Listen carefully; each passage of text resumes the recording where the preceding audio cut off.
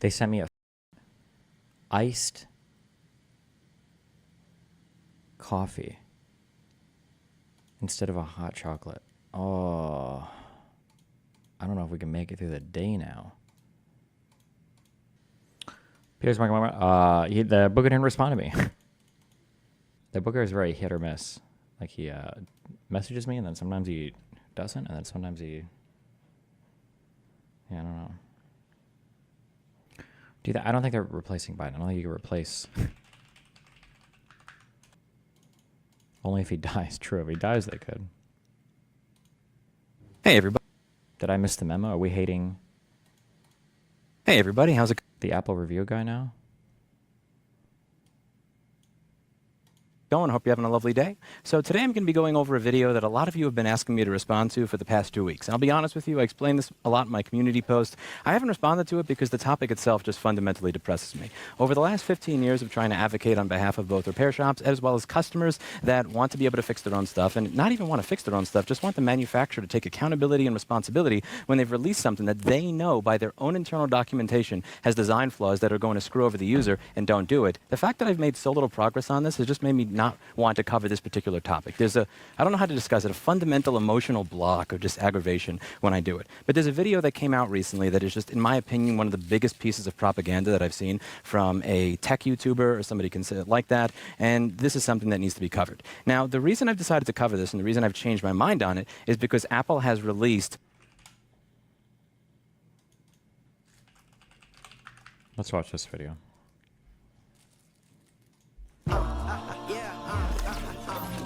So a couple days ago, I dropped a Twitter thread. Yes, I still call it Twitter.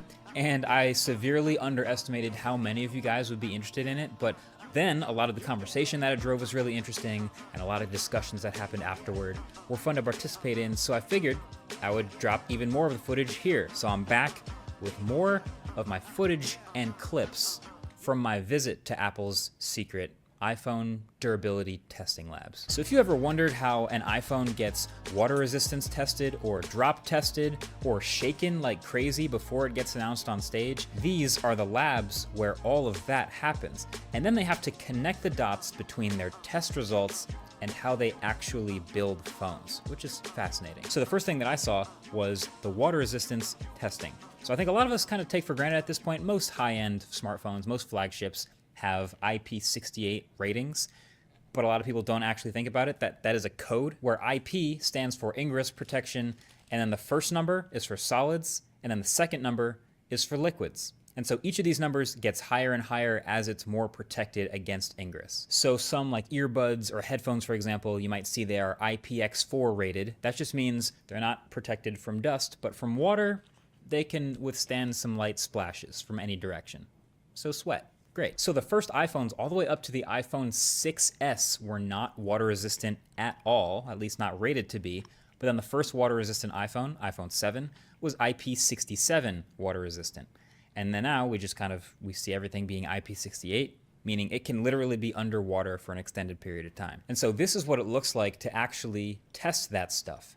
There's literally specialty equipment just to torture phones with water and make sure they can survive. So lots of companies have these things, but it was cool to see it in person. So the lowest level of this test is basically a drip ceiling to simulate rain and splashing. So there's no real water pressure here, but a pass is good for IPX4 on this test. But then to simulate some water pressure, they have these jets that rotate around the device and spray it with water from all angles, into the speakers, into the earpiece, into the ports, everything. And if it's able to pass this test, that's good for IPX5. It seems so simple, but it's also pretty cool to see. I've never actually watched this happen. To turn it up to 11, they just put the phone on one end and stick basically a literal fire hose on the other end and just blast the phone with high pressure water. Kind of looks insane, but if we want our modern smartphones to be able to get splashed from any angle many times over its lifetime and survive, then it has to survive this, and then it earns its IPX6 rating. But then finally, for IPX7 and IPX8, that's full submersion. So they have some lockable sealed tanks, but some of you may already know that IPX8 is supposed to be under deep water for a long time. So they actually have this pressurized tank where they can turn up the pressure inside to simulate different water depths and leave phones in there as long as they want. So now, ideally today, if you drop your phone in the toilet or spill water on it or drop it in a lake, whatever, for as long as it's down there, it should survive. Which, again, we kind of take it for granted, but that's all the seals and the gaskets and all the adhesives and things that go into getting it to pass those tests are what get it to pass the real world tests. Now, there is an entire separate type of testing that you might have already seen on YouTube.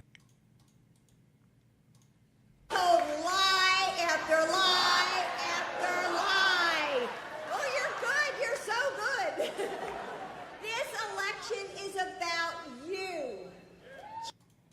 that is drop testing. And it turns out Apple has been doing their own internal drop testing for years now. So it turns out in the same building, Apple set up this full-on industrial robot by Epson that they've programmed to be a drop test robot. And then they've set it up in front of these ultra bright lights and super high-speed phantom cameras pointed at the exact spot on the ground where the phone will land. So the idea here is they can program the robot to pick up the phone and drop it onto any surface.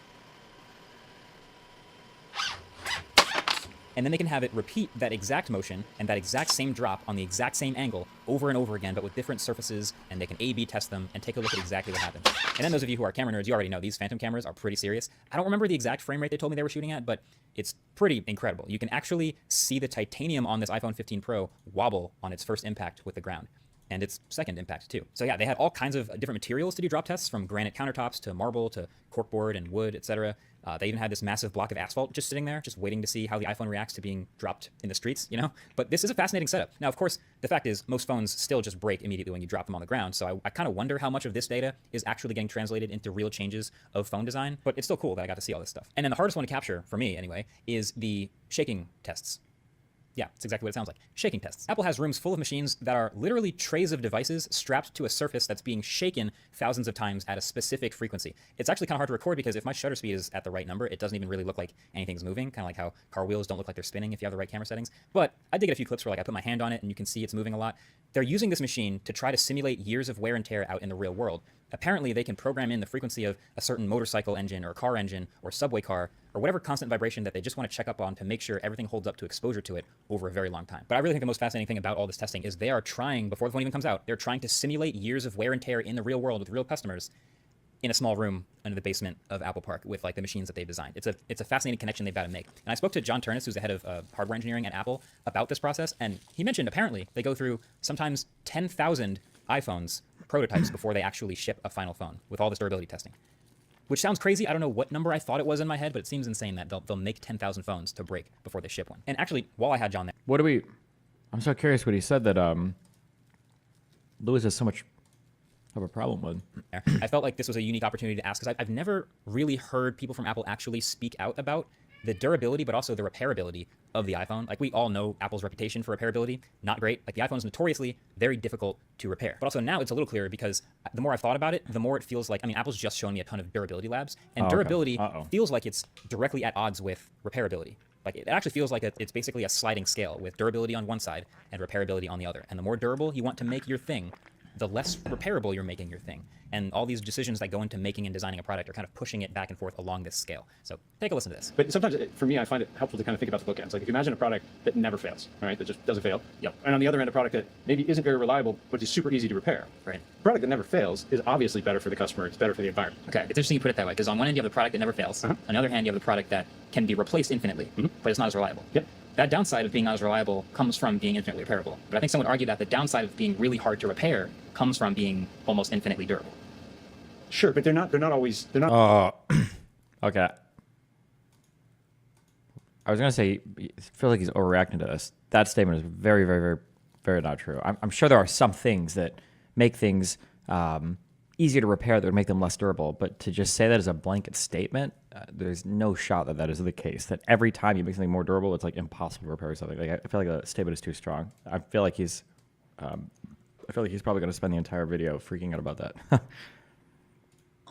Not always mutually exclusive. Like, those are kind of the bookends. So let me give you like a couple of examples. Yeah. I think of battery on an iPhone as being an important one. On an iPhone, on any phone, a battery is something, if you want to extend the life of the product, that's something that's going to need to be replaced, right? Batteries wear out. But as we've been making iPhones for a long time, in the early days, one of the most common types of failures was water ingress, right? Where you drop it in a pool, or you spill your drink on it, and the unit fails. And so we've been making strides over all those years to get better and better and better in terms of minimizing those failures. And I don't know how many years it's been now, but we got to a point of IP68, which is kind of a rating for water ingress, which is really impressive. And I think you get to see some of these tests, right? Yep. And it's great because we get these stories of people, literally, I dropped my phone in the lake, I couldn't get it for 2 weeks, I fished it out, it still works, they're super excited.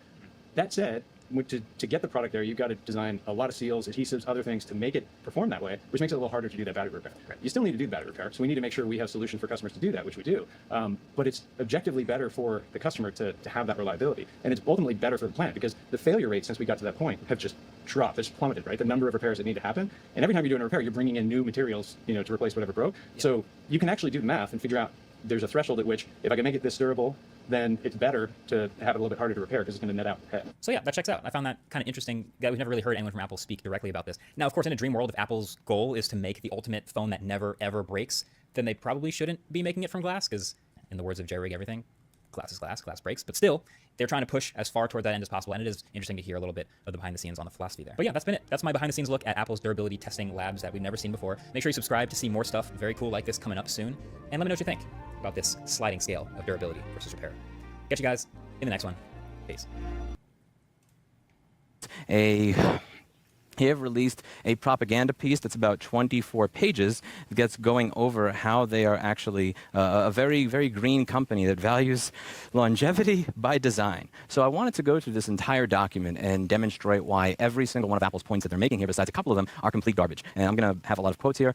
To be clear, just to be upfront with you, I never use a script when I do my videos. All the edits you see in my videos are typically because my cat has run in my room and screwed with me in a way that should not be on camera. And it would take a 7-minute video and turn it into a 1-hour video if I kept all that in. This one I'm going to be reading off of a wireframe that I created for myself, a little bit of a template, because there's so many topics to get into here that I don't want to wind up missing any particular piece because I missed something. So let's go over this document in full and just go over why that piece from MKBHD's channel, as well as this document from Apple, is a giant piece of just, let's just be real, like complete propaganda. So the main topic here is Apple's claims on longevity and repairability. One of the statements that Apple made in this paper, they state that they aim for a balance between durability and repairability, and they suggest that they design products to last long while considering repair feasibility. So to read from this document over here, the reason is simple. The best repair is the one that's never needed. For example, early generations of the iPhone were susceptible to failure if exposed to liquids like accidental spills, getting caught in the rain, or drops in water. So our design teams iterated until they were able to achieve robust liquid ingress protection, which decreased repair rates by 75% for the iPhone 7 and iPhone 7 Plus. While these changes may require the addition of adhesives, seals, and gaskets that made repairs more complex, the remarkable improvement to product longevity justified a slight increase in repair complexity. So one of the things that they're claiming here is that the iPhone 7 is more durable than the iPhone 6 as a result of what they've learned, that they design products to be more repairable and to have more longevity. However, do they actually learn from their lessons? Is this propaganda or is this real? The iPhone 6 had an issue with flexion. That's when the board bends inside of the phone case because the phone was made like complete garbage. And as a result of that, you wind up with an issue on the iPhone 6 and 6 Plus that came up in a class action lawsuit where the touchscreen would just stop working, where this did not happen on other devices. And Jessa Jones, my good colleague and friend, goes over how to fix that in this video. Now, court documentation came out that demonstrated that Apple knew that these phones were damaged and breaking at a rate higher than their other was when it came to this particular issue. And they did not fix it until the class action lawsuit came out. Now, every company is going to make a mistake. No big deal, right? However, they're claiming that the iPhone 7 is made to be more durable than the iPhone 6. They had to do these things that made repairability more difficult. However, it made the device more durable. That's fundamentally untrue. If you take a look over here, you'll notice that they have audio IC failures in addition to baseband failures. Baseband failures are failures where the phone won't be able to connect to a cellular network even though it'll connect to Wi-Fi. And a lot of you may have had this issue and noticed that Apple finally covered it under warranty after being threatened to get sued. However, they did not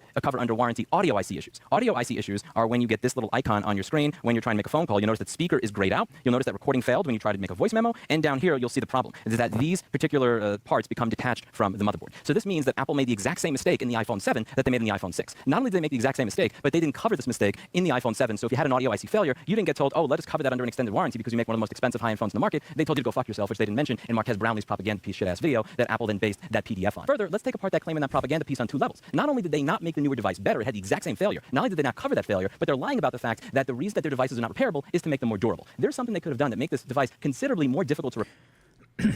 I feel like the stalemate here would be to know if the device was made better or not. You'd have to look at the fail rates, not the fail types, right? Because, like, for instance, let's say that they have the exact same failure, but the failure happened like 10% of the time.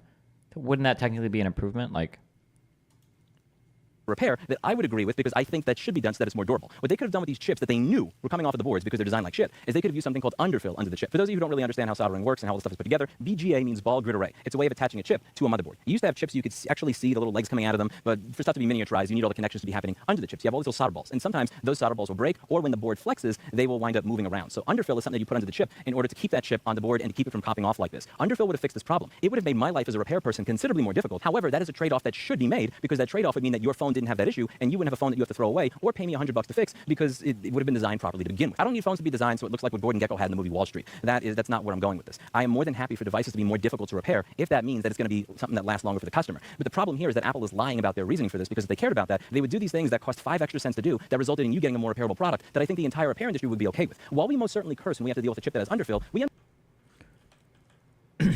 there's got to be a reason that's not why, right? off that keep it from popping off like this. X's, they will wind up moving around. So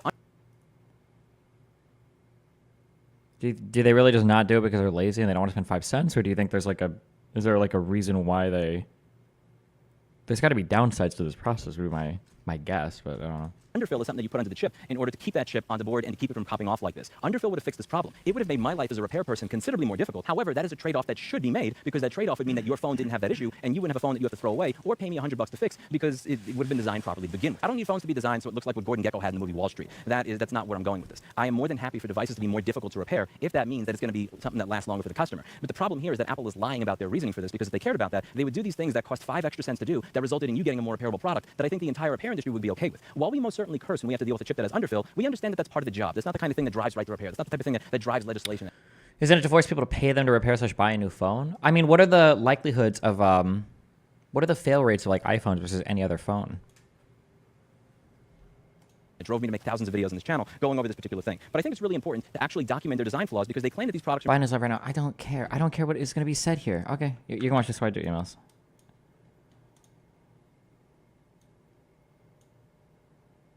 The pandemic, he botched, killing millions of people. He closed businesses, he closed schools, losing their homes, people all over this country. America was flat on its back. So I told Trump that it was just one of 2 presidents in American history who left office with fewer jobs than he started. Herbert Hoover was the other one. That's why I call him Donald Herbert Hoover Trump.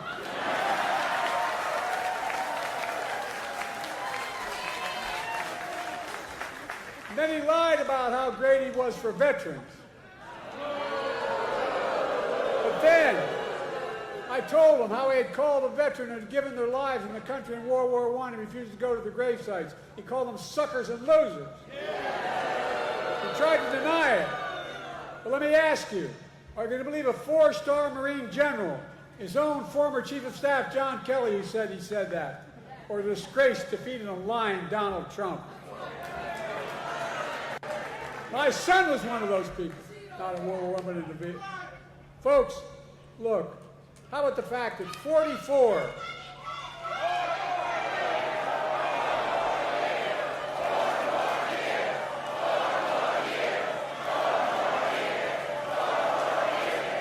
How about the fact, that's okay.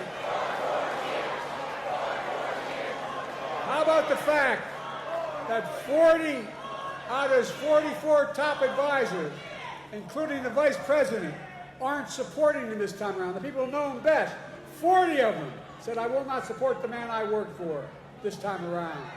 It tells you a lot about the person who knows him. Look, he lied about how great he was on crime. I had to remind him that he oversaw a record increase in murder rates in 2020. On my watch, violent crime has hit a 50-year low. There's more to do with a 50-year low. And then I pointed out that the only convicted criminal on the stage last night was Donald Trump.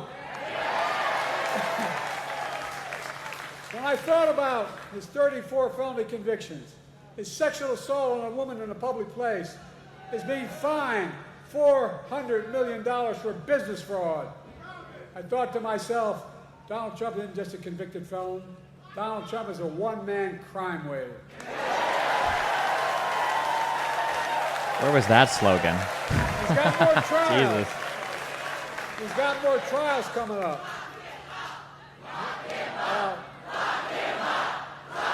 Time for that.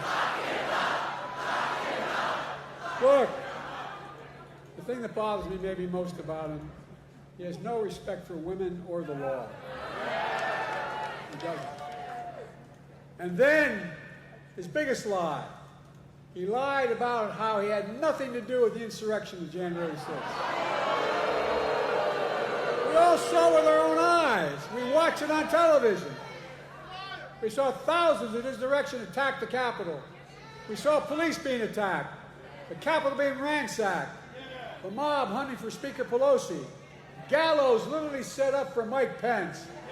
And then he told them as he sat in the dining room, Not prosecuting political rivals, by the way. The difference is, first of all, New York State is a state in the United States that the President of the United States doesn't have control over. I know if you're a Trump fan, you don't really know how any part of the government works, okay?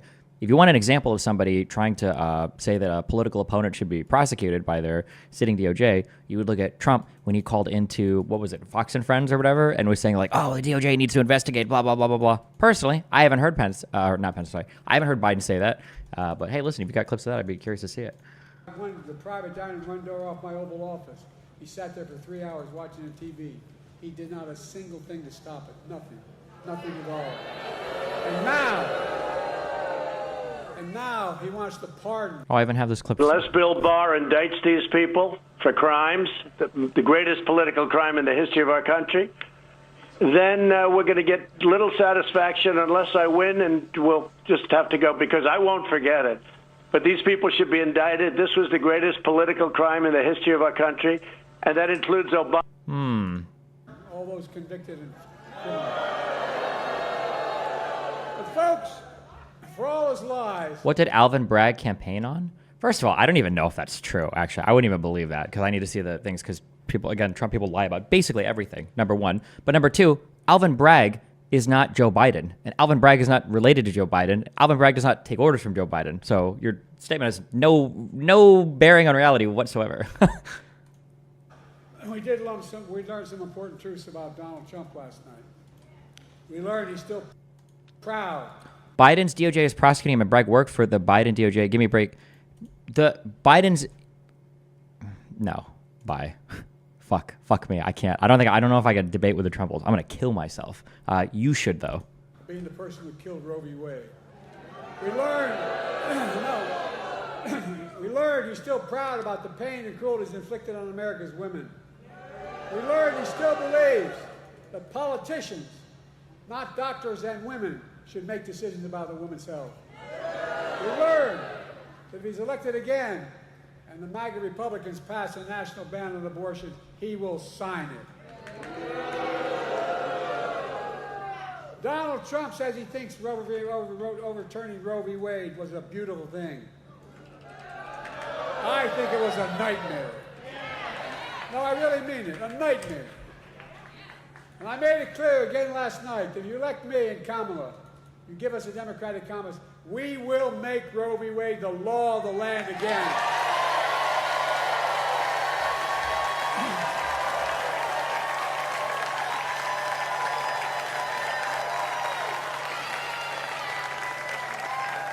He continued to lie. He said, I quadruple taxes. Where the hell has he been? Which is a simple lie. I didn't raise a tax on anyone in America who they made less than $400,000 a year. And I won't in my second term either. We learned that Trump, who had the largest deficit of any president in 4 years because of a $2 trillion tax cut to the super wealthy, we learned that Trump wants to give another giant tax cut for the very wealthy and the biggest corporations. This time, $5 trillion, not a joke, $5 trillion. To pay for it, he's going to cut Medicare and Social Security. Do you believe that our president has a reasonable level of power and position within the U.S. government, or do you think it's too strong or too weak? I think that institutionally, as it's built, I think that there's like an appropriate amount of power. I think that there's two huge problems right now, though. I think one is that the inaction of Congress, the inability, well, at least before Biden, to get like legislation passed, means that we end up looking to the president and the Supreme Court to kind of do legislation for us. And then the second issue is that I feel like executive order powers have gotten a little bit out of control, I think. But I don't know if that's an issue with the office of the presidency or with the evaluation from the Supreme Court. Cut health care. We'll do it all. With millions of working and middle-class Americans all pay for another tax cut for the very wealthy. Then, to add insult to injury, he wants to raise taxes on the average family $2,500 a year. What amounts to a new 10% sales tax on all products imported in America. That's his new plan. For food, coffee, candy bars, and so much more. Skirted that question. What question do you think I just skirted?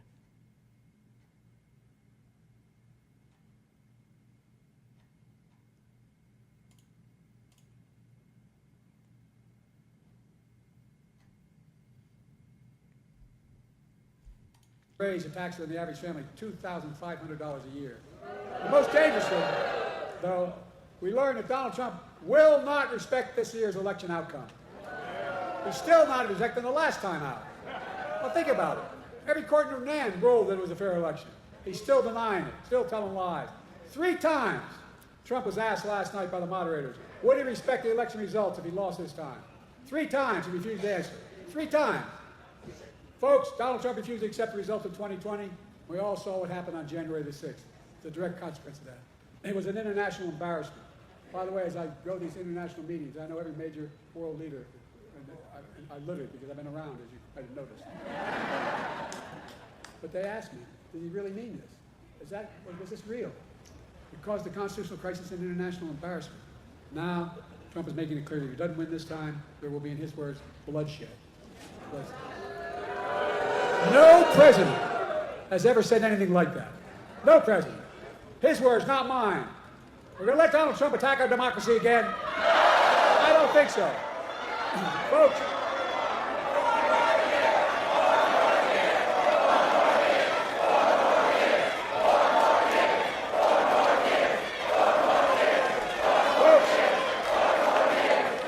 we've come a long way. We've come a long way from the mess that Donald Trump left us. We came out of the pandemic. We're a long way from where Donald Trump telling us to inject bleach in our skin. That COVID is not that dangerous. Today we have the strongest economy in the world without exception. 15 million new jobs. 800,000 manufacturing jobs. Unemployment under 4% for a record 2 years in a row. Historic black and Hispanic unemployment down. Historic creation of small business in black and all communities across the nation, particularly in rural areas. Historic economic growth. Inflation has dropped from 9% to 3% and is still going down. I know we have more to do to get prices down. We have to take on corporate greed and make them twice the profit they were before the pandemic. We got to make housing more affordable, provide child care, make the tax code fair. 16 Nobel winners of the economic Nobel Prize have looked at my economic plan this week. They've issued a report.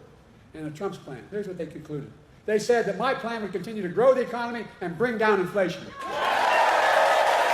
16 Nobel laureates. And that Trump's plan would send the nation into recession and inflation soaring through the roof. But don't take my word for it. Folks, let me close with this. I know I'm not a young man. State the obvious. Well, I know.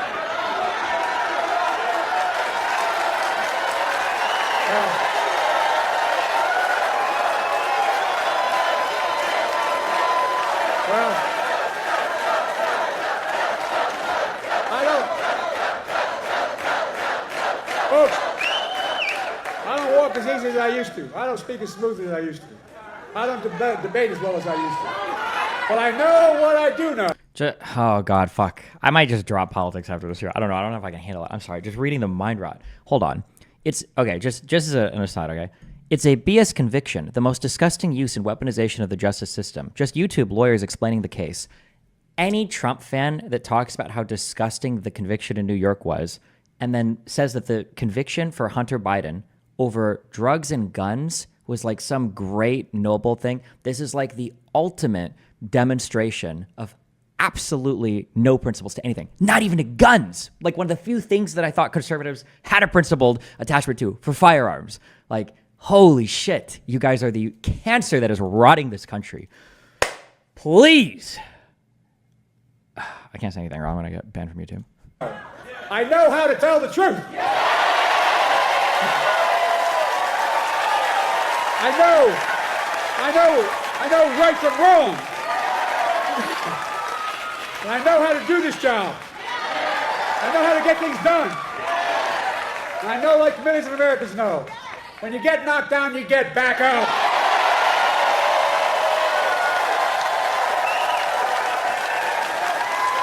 I know what it took to take our economy to the depths of the pandemic to where it is today, the strongest economy in the world. I know what it'll take to bring this economy to everybody. I know what it'll take to rally the world to stand up against Putin and defend freedom, not yield in. And I know what it'll take to keep the world safe and free for the years ahead. Folks, I give you my word as a Biden, I would not be running again if I didn't believe with all my heart and soul I can do this job. Because quite frankly, the stakes are too high. The stakes are too high.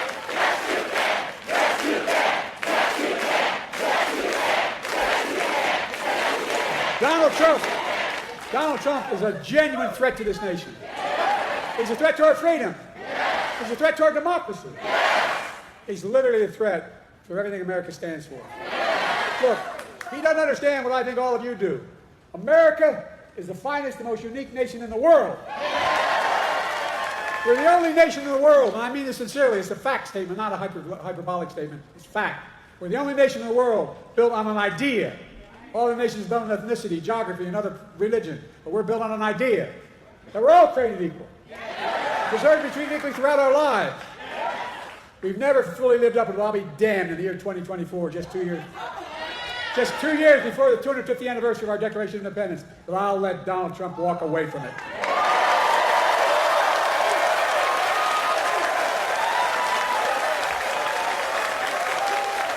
I give you my word. I give you my word as a Biden. We're still a nation. I believe we're still a nation that believes in honesty, in decency, and treating people with respect. I still believe we're a nation that gives everyone a fair shot and leaves nobody behind. We're still a nation that gives hate no safe harbor. And we're still the beacon to the world. We can never give up what makes America America. Donald Trump is motivated by revenge and retribution. Well, revenge and retribution never built a damn thing. You and I, we Americans are a nation of hope, optimism, and possibilities. That's what always built America. And that's going to continue to build America today. The choice in this election is simple. Donald Trump will destroy our democracy. I will defend it. So, folks. Yeah, that is true. For all of us talking, I haven't heard anything for a Destiny unban. No call for Twitch to unban me. Are you with me? Donald Trump's the first president I've heard of that stood up there running for president, having been one for one term, saying America's a failing nation. Where the hell does he think he is? I'm serious. Failing, I don't know, a president wouldn't trade places with America in a heartbeat. He's dead wrong. America's not a losing nation. America's winning. As I stand here today, I can honestly say I've never been more optimistic about America's future in my whole career. We just have to remember who we are. We're the United States of America. There is nothing beyond our capacity. Nothing. I live in Florida, and maybe the economy is different where you live, especially during COVID. From 2016 to 2020, I made more money than the rest of my life combined. From 2020 to 2024 was just seeing all my savings and profit go to shit. Even just sitting in the bank, I lost 20%. Holy shit, dude. When we act together, we've got it. So may God bless you all, and may God protect our troops. Let's go get them, North Carolina.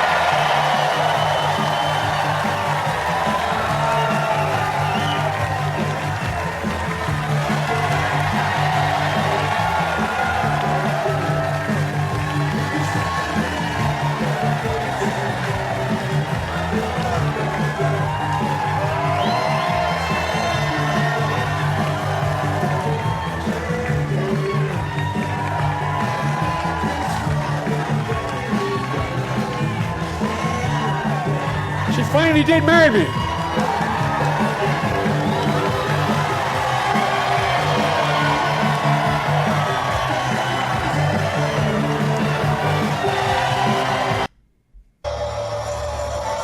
I loved that moment. I loved it. Loved it. He said, Wait, who linked me this? Hold on. This isn't for an hour and a half.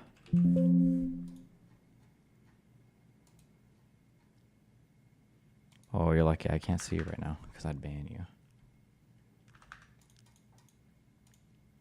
Made for longevity, and I'm going to argue that that's not the case. Not just with the iPhone 7, which is the example that they gave, which anybody worth their salt would have dressed them down for immediately if they weren't a propagandist that cared about keeping a good relationship with the manufacturer. They've done this with just about every device that they've come out with. I'm going to argue that Apple's design choices do not prioritize repairability. They prioritize getting hardware out there at the expense of the end user, who they will never admit when they've done something wrong to. Making design errors is forgivable. Is there a real chance the Dems swap out Biden last minute if he gets worse? I don't know how they still trot him out there.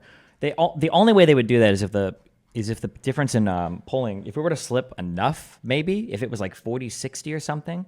But other than that, I just think it's just way too risky. It's just like It's just a super risky proposition.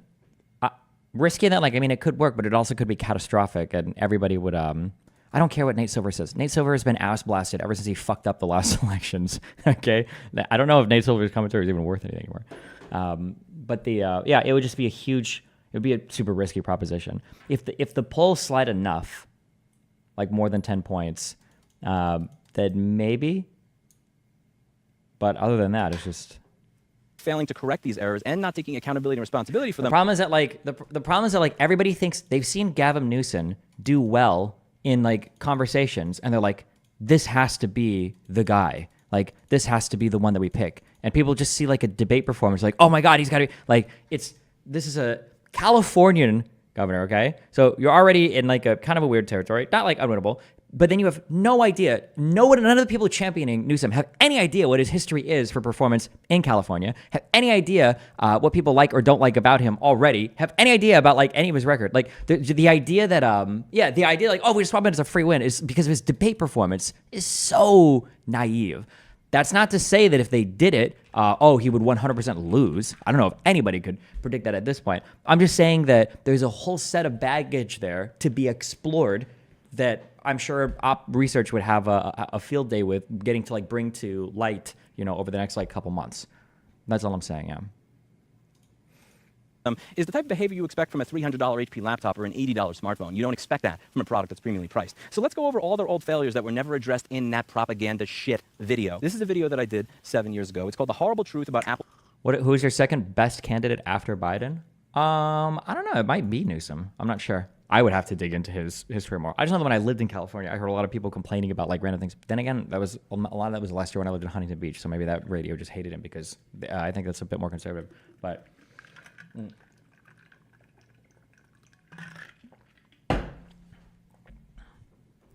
not shitting on Newsom. I think Newsom's fine. I'm just saying that it's really scary to pull out like a new candidate.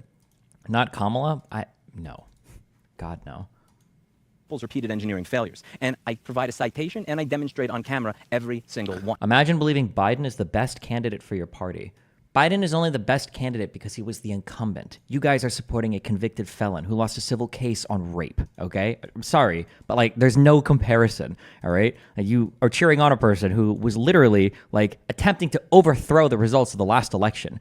The thing is that Trump is such an unbelievably unhinged person, okay, that you can't even rattle off a tenth of the stuff that he's done without sounding deranged, because it seems unfathomable that a candidate that is so fascist could be supported by anybody in the United States of America, right? Like any one fact. Donald Trump, isn't he the guy before the Supreme Court right now who's trying to argue that presidents should have unlimited immunity from all criminal prosecution? Like, that's your candidate. So they could literally wheel Biden out in a fucking chair with an IV drip connected to him, okay? Pumping the adrenochrome. I don't even know what the fuck that is, right? And I would still say, I'll take that dude's cabinet over whatever the fuck Trump would do in office. 100%. I'm not going to repeat every single thing in all these videos, but I will include citations down below, because if I did go through every single one of them in detail, this would be a 5-hour-long video, which I almost think is necessary to respond to this propaganda crap showing up on a 19 million subscriber channel. Let's go through every single one of them. The MacBook Pro, the A1226. What about people who are single issue voters and don't like Biden's position on topics like Second Amendment or abortion? I think that the strongest my guess would be, I don't know if there's polling data for this. My guess would be that the strongest single item issue that people would vote on would be abortion. And I'm pretty sure they're going to be weaponized more for Biden than they would be for Trump there. Because I think there are more people that feel strongly about protecting abortion than there are people that feel strongly about getting rid of abortion. That'd be my guess, but the numbers are probably closer than you think, but...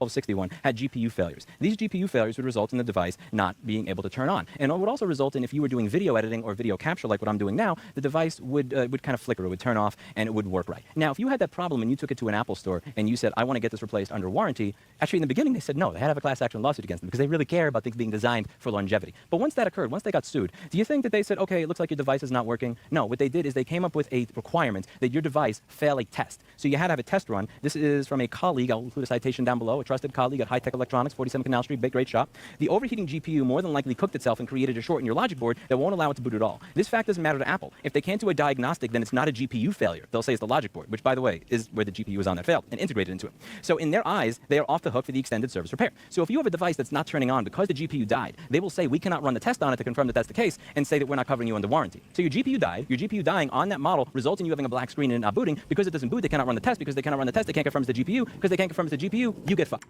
At Destiny, asking this in good faith, is it in the self-interest of people who make over $400K per year to vote for Biden? This would be okay. This would be my thought. Okay, maybe different people think about it differently. If you're making over $400,000, like your day-to-day bank account is not really that relevant for like your standard of living. Like who cares? I feel like at that point, there are like 2, maybe 3 huge factors in your life. One is your success in whatever like career or business that you're in. 2 is going to be like the general health of your country. And then 3 is going to be the general well-being of your family. I feel like these are, past 400K, I don't know if you're voting or like just taxes anymore. I guess you could be. That seems really weird to me.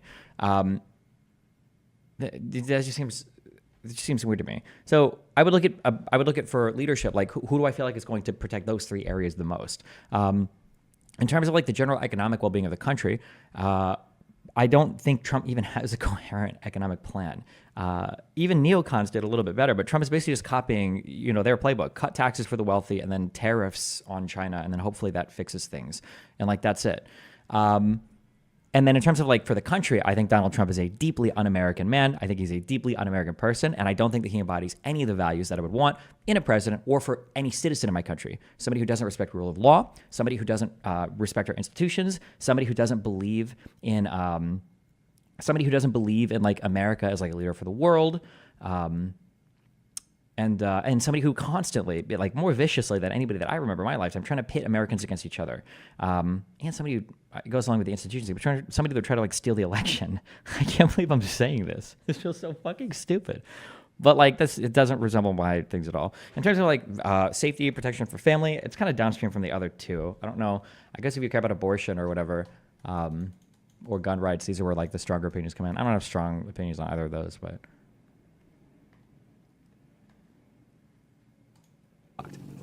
You care about longevity? Gargle my fucking balls. Next one on the list. Let's go over every... What are some of the policies Trump has mentioned wanting to do his upcoming term if he wins a cause of concern? I don't think he's not like a policy-based guy. I don't know. I've heard him say a lot of random shit. Now he's talking about like tariffs and shit. I don't know what their plan is for immigration. I don't know what their plan is for infrastructure. Like they've spoken some things, but then it changes back and forth. But the thing is that conservatives just don't live in... They don't like live in a policy-based or reality-based or fact-based world anymore.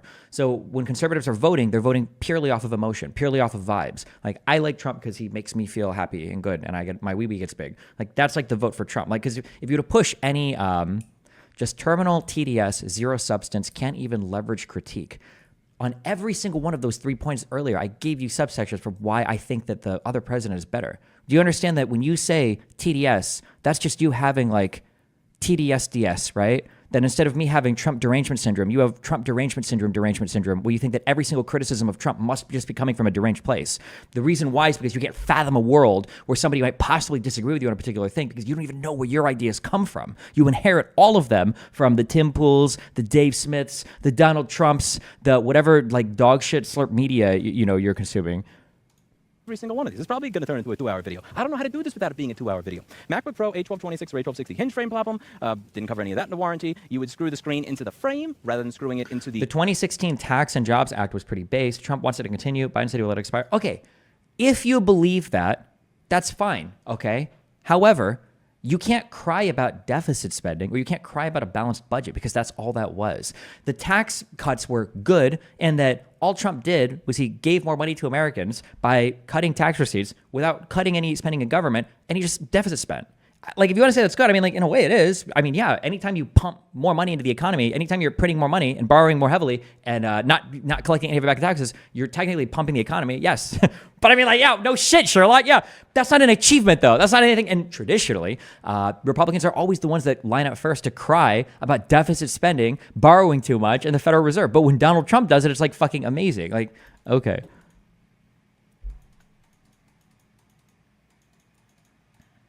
into the backplate or anything like that. Again, the hinge would be screwed into the frame rather than the hinge being screwed into the backplate. Again, this is Apple. Why would we actually design things in a... Do you see similarities between Trump and Netanyahu? A lot of people are getting triggered at me. My domestic time in Israel changed my perspective on this a lot.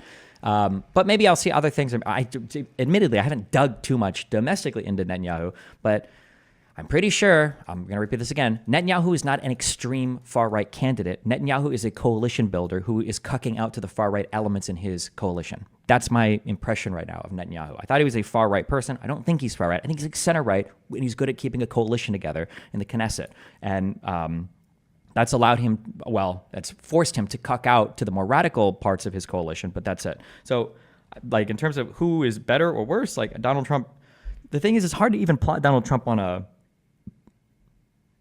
right-left graph because he's gone like super populist, right, or fascist or whatever. I don't know. Does fascism go far right or far left? I guess when I think of like far right or far left, I think in terms of I'm thinking in terms of like on a liberal paradigm. I know people want to put fascism on the right and people want to put like communism or socialism on the left. But for me, these things just, if you're not liberal, you diverge completely. And I see more in common with illiberal people than I see with liberal. But like between liberal people, I guess. Somebody said, to be fair, Trump isn't extreme far right either policy-wise. Yeah, not really. Trump, I don't know. In terms of like, I don't know what the policies are.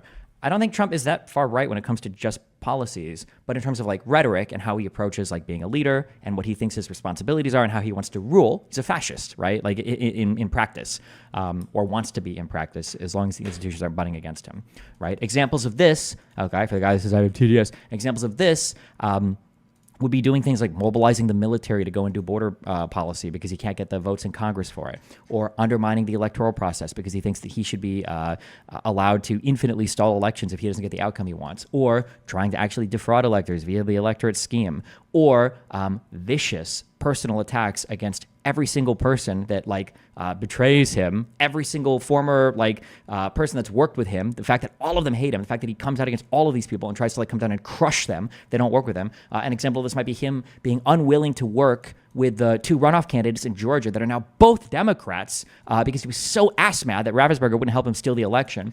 Examples of this might be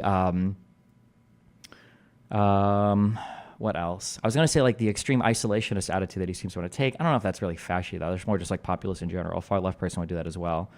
People talk about like the weaponization of the courts. Him trying to beg his DOJ to lie for him was a pretty bad one. Him going on Fox News and calling for the DOJ to indict somebody or saying somebody should be indicted while he's sitting president, that's a bad look. What else? There's one other thing I'm thinking. Him firing people when he feels like they are when they're betraying him, like in regards to I don't even know if Republicans know. He said he fired Comey because didn't he say he fired Comey because Comey was too public about the Hillary email thing, which was obviously not true. Him pardoning every single former official that worked with him, all of them, even the ones that like obviously and clearly should not have been pardoned.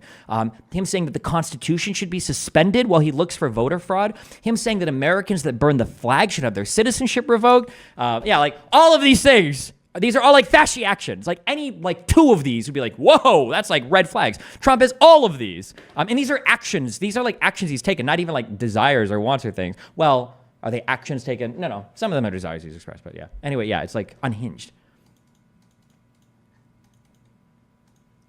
In a manner that makes sense, and we could design it in a manner where it's going to fail in a year or two. The unibody. They created a device that was called the unibody. It's actually two pieces glued together, and guess what the glue is? Yes, on the exhaust of the fan, because they care about fucking longevity. That's in the video that I will cite down below. This is what they call it. Can you reflect on your debate with XQC last night? I'm having a hard time. Not viewing him is actually retarded. It's anything about like children and sex and everything just like sets people's minds on fire. But I don't. It's not even worth talking about any of that. I don't give a fuck. The unibody, it is literally two cheap-ass pieces of metal that are glued together, and they are literally located right at the point of the fan exhaust, because that's exactly where I want the part that's glued together in the laptop to be, where the heat is being exhausted out of it, which is going to be a lot of it because they use thin heat sinks, because they want their devices to be sexy, because they care about... Do you think Americans are unaware of these things? Why would such a huge chunk of Americans support him, given the facts you just listed? Well, because not every American is the same. Americans are different. Different Americans value different things. The people that support Trump based on the way that he makes them feel, which is true kind of every politician. But I'm sure there'll be some fucking anthropologist or somebody or some political scientist studies in the future. Because of, I don't know what the reason is. I don't know if it's religion or if it's whatever. Keep in mind, this is me as a left-leaning person. But like Republicans have slowly become more and more divergent from reality over time. The mainstream ones have become more and more divergent from reality over time. And I think Trump was like a big test of like, how far could you break that? Like, can you be completely like unfactual about everything? Like literally inventing the phrase, what, alternative facts? And will your party still go with you? And for the Republicans, every single person or a lot of Trump's base is willing to go with him off the ends of the earth, basically, on basically whatever he says. I didn't fuck a porn star. Like,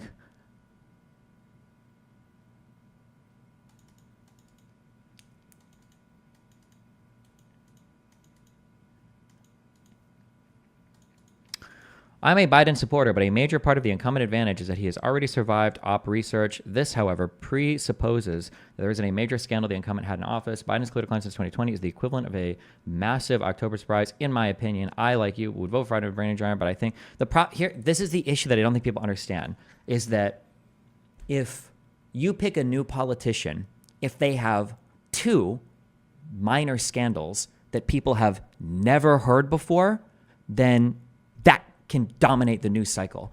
One thing that I don't think people realize, I've learned this in my time as being an internet person, right? Is that when you drip feed drama online, it's the same thing as what did Fauci say? Not lower the curve. Fuck. What was the thing that we always said when it came to what was the thing for the curve? What did he say? Flatten the curve. When you drip feed drama, you flatten the curve, okay? Let me explain this. Let's say that there is some really dramatic, let's say that there's some dramatic event, okay? And let's say that our bottom axis is time. Make this. How do I make this thicker? Brushes?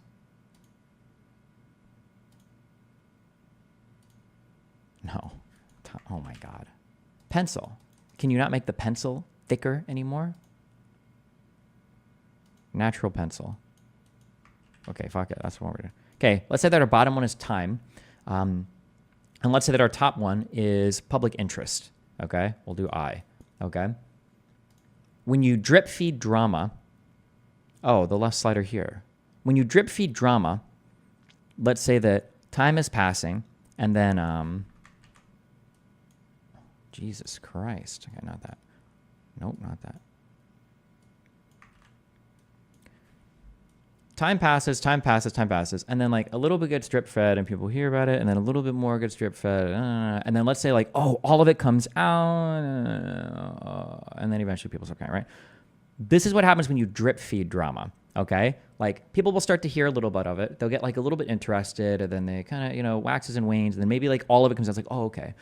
However, when drama is leaked in one big burst, okay, so nothing comes out, and then, whoa, I think that the interest around this is way higher, and then it goes away.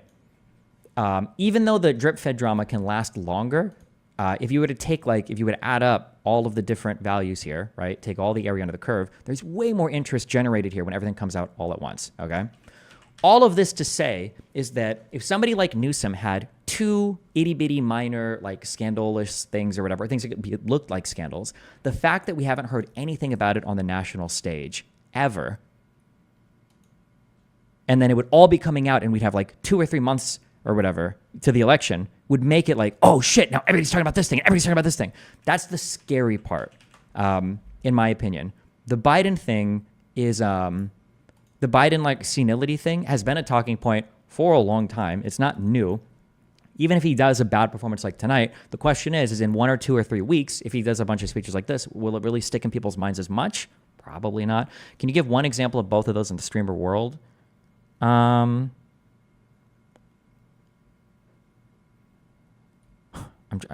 kind of, but I think of things that aren't. No, I can't right now. I just know that it's true. You could argue the Dr. Disrespect stuff is kind of like that. That I think that it's hard to not fall into recentism bias. But if I had to trust my brain and not my emotions, like I know my emotions are my brain, I think that as much as people are talking about the Dr. Disrespect thing right now, the coverage when it initially happened was like 5 to 10 times more, would be my guess. Even though now we know a minor was involved and nobody knew anything back then. Back when Dr. Disrespect got banned, every single person was like, wait, what? Who? Dr. Disrespect got banned? Nobody knows what happened? What's going on? Everybody's posting. People making fun of Slasher. That event went on for like over a week, like weeks of like, how did the biggest stream, but what's going on? Oh my God, what's happening? Holy shit, that's fucking crazy.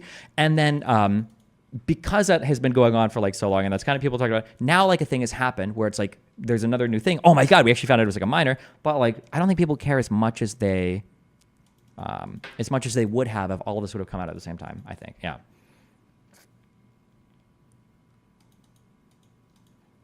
Why do you support capitalism when it's caused such a wealth disparity? Do you think you could be disconnected from the needs of the lower class?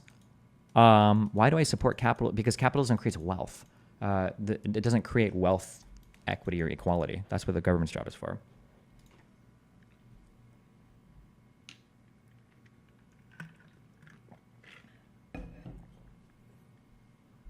Didn't Hillary lose because of the drip drama effect for the last few decades? Well, Hillary Clinton has just had...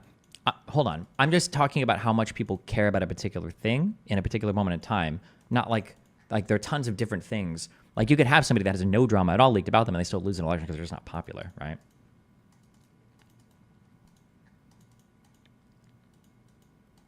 Fuck. Wait, hold on one second. Honey, baby.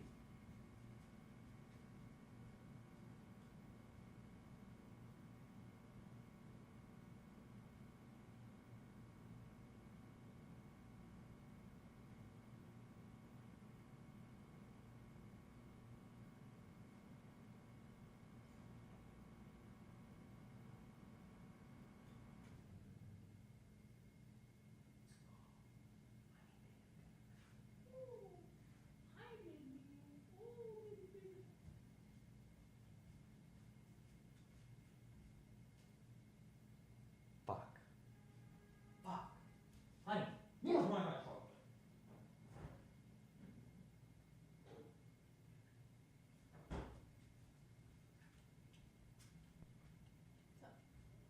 I can't believe I didn't get a hot chocolate. That's what's up.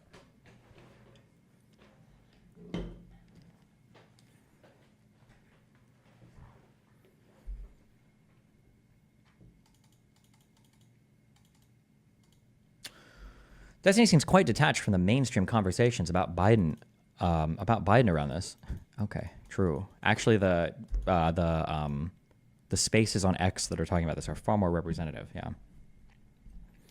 Where did you live and what did you do from 2016 to 2020? How do you feel about the economy during those years? I don't even know. In Omaha and then in California? I'm a streamer. I'm rich, bro. I don't care how the economy's doing. What are you talking about? The economy doesn't affect rich people like that. We don't give a fuck. I don't know what you're talking about, dude.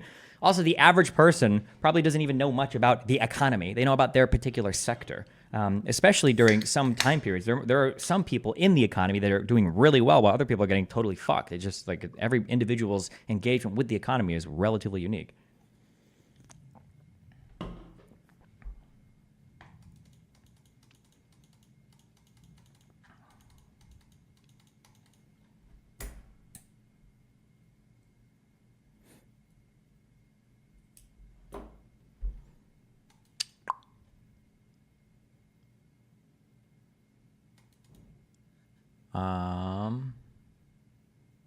We did this. We did the graph. Can you outline the Biden 2025 tax bill reform on capital gains and income tax increase on the wealthy, or are you uneducated on this bill? I haven't read much about it. I thought I'd heard that Biden wanted to turn capital gains into ordinary income. Fuck that shit. But there's no... As soon as I saw that, though, I know that that bill is never passing. There's no shot. That would be insane.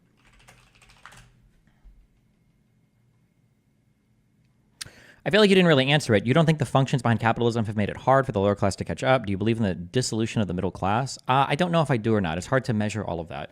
Like, as people maybe have gotten poorer, have left the middle class, the lower class standard of living has increased like pretty dramatically in the United States. So it's hard to measure like what's good and what's bad. Like, I think that there are winners and losers in the U.S. economy, and the winners need to do a better job at redistributing to the losers. But the problem is that it feels like both parties hate wealth just from different areas. Democrats like demonize wealthy people and people that make money, billionaires, right? What did Biden say? Nobody gives a fuck about policy. But to be honest, one of the most retarded fucking things Biden said yesterday was if we tax 1,000 billionaires in this country, we can raise some dumb fuck amount of money over the next 10 years. Like, what are you going to force them to sell the shares in their company? What do you mean you're going to what wealth taxes? What are you even talking about? It's like retarded, right? So Democrats have this huge problem with demonizing the fuck out of anybody that's wealthy, which is stupid. We should celebrate wealth. It's good. It's good in the United States when we've got successful businesses and we've got wealthy people. We should all be happy about that. But then Republicans attack it from the other end where they're like, fuck poor people, okay? We got ours. Tax cut time. Get fucked, motherfucker. No welfare. Cut taxes for the rich, okay? Get rid of progressive taxation as much as possible. Like, bro, what the fuck? Like, when you're super ultra wealthy, okay, a few bumps in the tax percentage bracket doesn't really affect you that much. It just doesn't. It doesn't. And any wealthy person tells you differently is fucking lying to you, okay? Or they're a greedy, money-hoarding dragon. Then go live in Soviet Russia. Fuck them, okay? If you got wealthy in the United States of America, you got wealthy because you exist in a country that has enabled you to grow that wealth, okay? It's a beautiful thing. It's an awesome thing. The opportunities and advantages that are afforded to you here, unlike any other place on earth. That's why so many people come here to build wealth and to build companies and to build businesses. If you make a lot of money, you should be able to give it back and help the people here, okay? It's not that big of an issue for you, all right?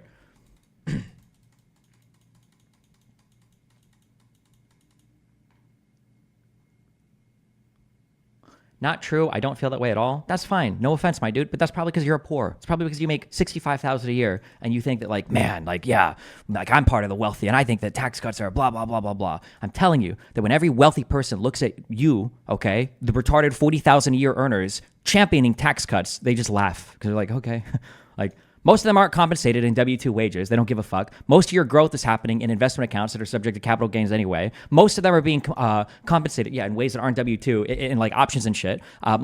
There's tons of different tax advantage vehicles for like the idea that like, oh God, the ordinary income bump. You've got like all these guys, okay, that are making mid to low five figures, like championing reduction of tax brackets for people making over 400,000. Like, bro, these people don't give a fuck about the I don't give a fuck about the federal tax bracket. Like, it's one of the least consequential things that I think about when it comes to making money. It's like, oh shit, what is my federal, although taxes do suck. Fuck! I got raped.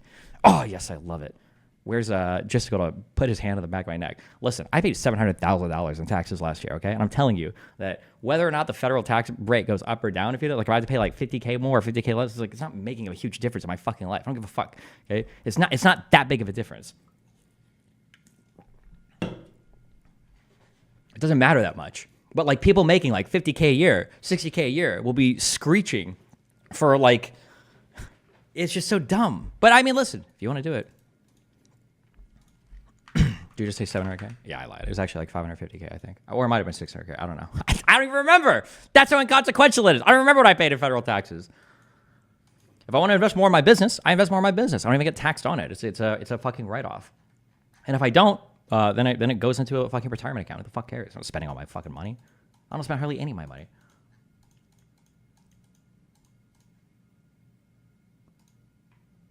Wait, when do you pay tax? In April? When did I? I don't even remember.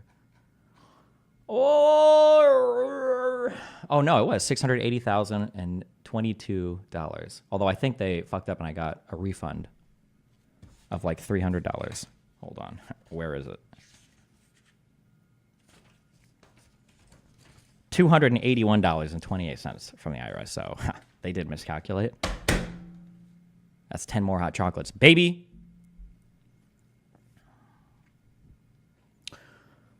Do you have money set aside for your son's college? No, fuck him.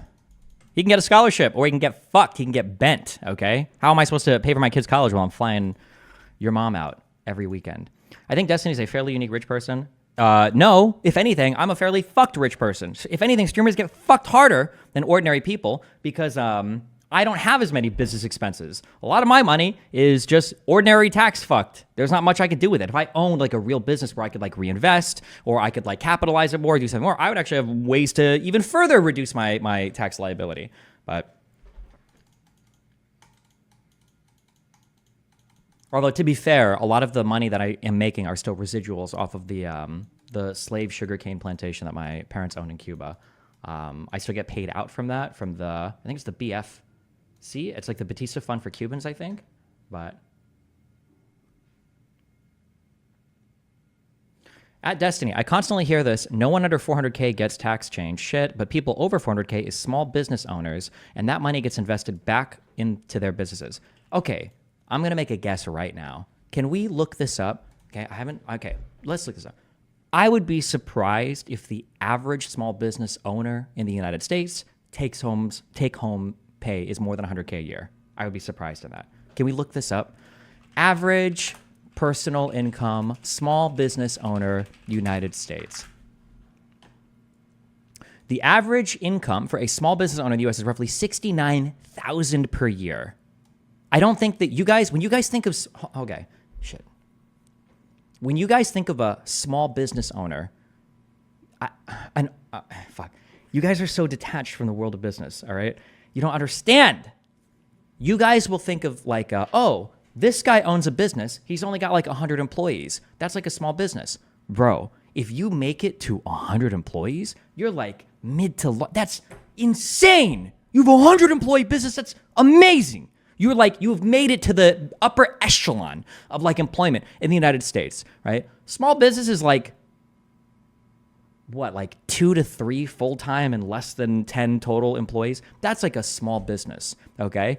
People have like completely distorted conceptions of what a small business or what a business like is. Like in my opinion, if you have over 10 full-time employees, you've probably already cracked the top 1%. And that's amazing. If you have a small business and you employ over 10 people, that's 10 individuals, maybe 10 families worth of people who you are now providing so much good to the world that you can basically fund 10 different people's lives. That's awesome. It's amazing. 10 different people, full-time employee. I don't even mean that just from a moral standpoint, just from a financial standpoint. That's really awesome. You're doing a really good job. 10 full-time employees. It's amazing. But the, people are like, oh, like, yeah, the average small business owner, you know, this guy's only making like 500K. No, he doesn't, bro. The average small business owner is probably taking loans out against his 401K to capitalize his business in bad years. The average small business owner, okay, is probably cheating on his taxes because if he didn't, he wouldn't be able to afford the rent for, you know, whatever building he rents for his office, for the business that he has. The average small business owner is probably asking his neighbor if he can borrow his truck because the one broke down at the shop and they don't have the money in the business account to get it fixed. These are the average small business owners. People have this massively inflated idea of what it means to run a small business. It's not like what you think at all. It's not this idea you walk into the office, you say hi to one of your 50 full-time employees, you march through to your 4 cubicles, you go to the back, you got accounting talk. Like, that's not what a small business is like. It's so much. 400K would be personal income. Reinvested money wouldn't be subject to Biden's tax hike. Yeah, that's what I'm saying. If you're increasing taxes on individual personal income, that's not taxing money that's going back into your business. If money is staying in the business, then it's not taxed anyway. It shouldn't be. It's a business expense. Although I have heard some weird schemes where people would want to tax things. Like any type of tax ever that's talking about like wealth, should always be a huge red flag. Wealth taxes are always, that's some like doomsday apocalypse shit. But I don't worry about wealth taxes because there's no shot that any of those will ever pass because it would literally be doomsday shit. It'll never happen. It will never happen in the United States of America. It will never, hold on, quote me on this. It will never happen in the US of A that a wealth tax is passed. It will never happen, okay? Okay, quote me there so that if it happens in the future, you can play this back. There's just no shot. Do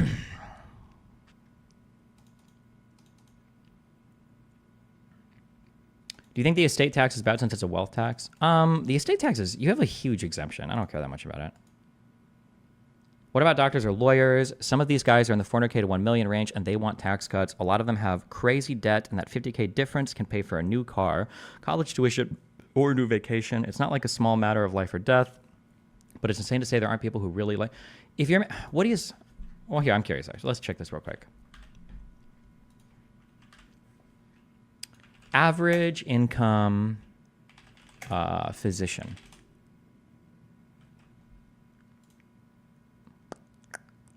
$200 to $250K. Average student loan debt physician is around $200K. So if you're making $220,000 a year and you have $200,000 in debt, how long would I expect you to be able to pay that off in 5 years? It would depend on the interest for this. I think this is manageable. Wait, median?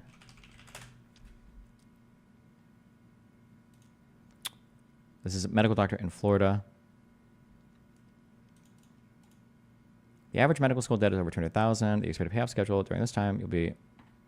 Read the thing. Wait, read which thing? You got results for Miami?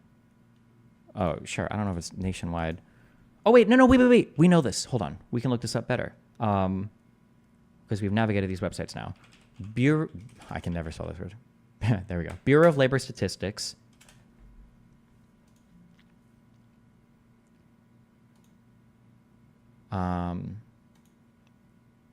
We want earnings by industry? Or no, it was wage data. By occupation.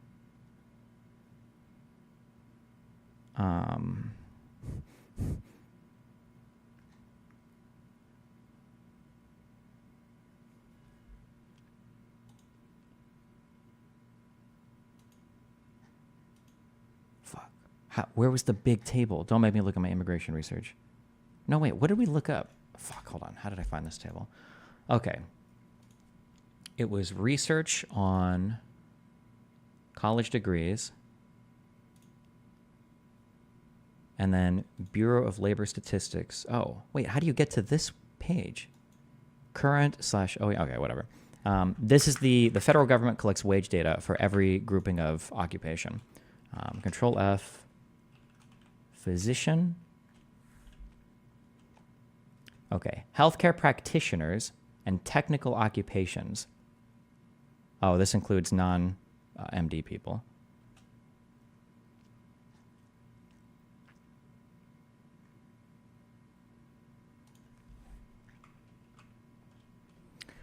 Just for physicians as a blanket, they have listed...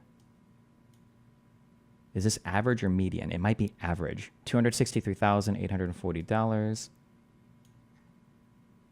Annual mean wage. Mean is average.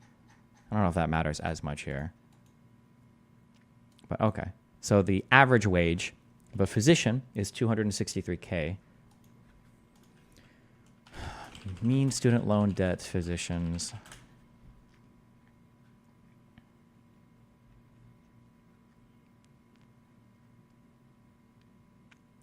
They say 135 to 440,000. Damn, Jesus. Let's check. Public and private medical school debt averages. The average physician ultimately pays 135 to 440,000 for an education. Blah, blah, blah.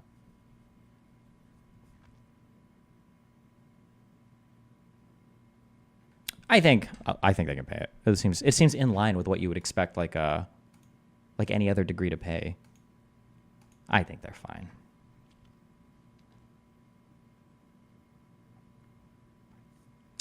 Just because I don't benefit from a tax cut directly, it doesn't mean that money doesn't drip down to me, especially here in Miami, Florida. It doesn't work like that for everyone, obviously. I always prefer money to be in private hands than the government. Mina, money will never drip down to you, ever. No rich person is ever dripping money to you, ever. Why the fuck would they give you any more money just because they have more money? If you're, from a business perspective, listen, I'll tell you, listen, I run a business. I'll tell you how it works, okay?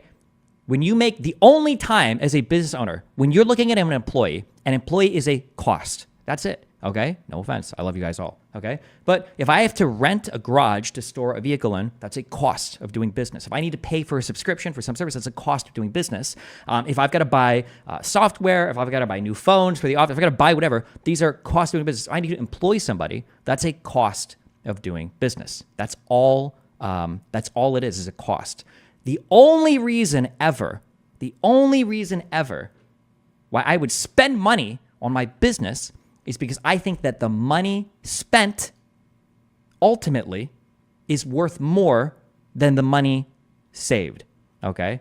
I believe this is called net present value in terms of how to evaluate an investment. So if I have $100 sitting in my bank account, I could leave it there, or I could spend that $100 on something else with the assumption being that in some amount of time, that money will come back to me in more than the money that I spent. So if I'm spending money on employees, if I'm paying money to employ somebody, I'm only doing that because I think I can make more money by hiring you. There is no trickle down. If I have more money, doesn't mean I'm going to hire somebody else. Why the fuck would I hire somebody else if I have more money? If I have more money and there's no more demand, I'm just going to either pocket it myself, I'll do stock buybacks or pay more dividends to investors, or it'll just sit in my account. It'll sit in a cash account until I have like a better NPV plus opportunity to spend the money on. Yeah, that's it. I'm sorry. You would never rich people don't trickle money down to poor people. You only spend money when you think you can make more money with what you're spending. One of those ways you do that is by employing people.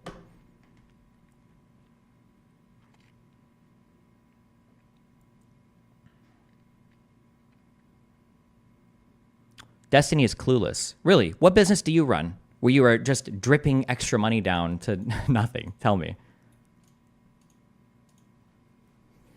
It's not what I meant at all. I didn't mean more money in private hands will go to employees. I meant it will be spent with me as a seller of luxury items. Oh, okay. Well, if you're a person and you sell only like exclusively luxury items for personal consumption, then you might be one of the few people in the economy who would benefit from money going back to ultra wealthy people. Sure, that might be the case. Well, then just say what you, but this goes back to what I said at the beginning of this, where, well, different people engage with the economy in different ways, right? That's like saying, like, actually, tax cuts for the top are really, really, really good for business. They help you so much. Like, what do you mean they help you so much? What the fuck are you selling? I make super yachts.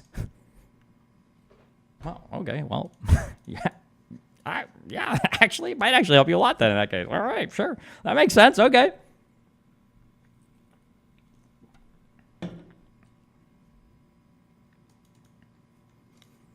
You buy more factors of production when the marginal revenue product exceeds the marginal factor cost. That's microecon 101. True. That means that when the marginal revenue product, meaning the next thing that's created, right? If the revenue from that exceeds how much it would cost to produce it, then you would continue to up the cost as long as the revenue product exceeds how much you're spending, right? Sure.